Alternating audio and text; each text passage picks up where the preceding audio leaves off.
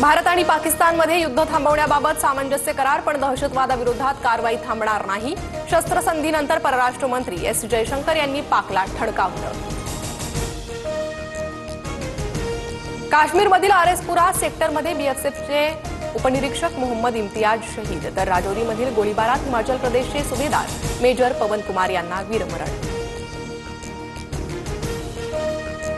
पुतळ्याची शेपूट वाकडी ती वाकडीच, पाकच्या युद्धविराम उल्लंघनानंतर क्रिकेटर वीरेंद्र सेहवागचं ट्विट. ऑपरेशन सिंदूरवर अमिताभ बच्चन यांचं ट्विट. अमिताभ बच्चन यांनी वडिलांची अग्निपथ कविता ट्विट केली.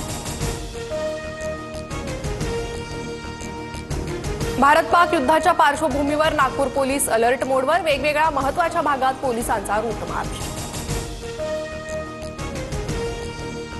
भारतानं पाकिस्तानचे 11 एअरबेस उडवले. पाकिस्तानच्या कर्दू, जकोकाबाद आणि गुलारी एअरबेसचं प्रचंड नुकसान, भारतीय सैन्याची माहिती.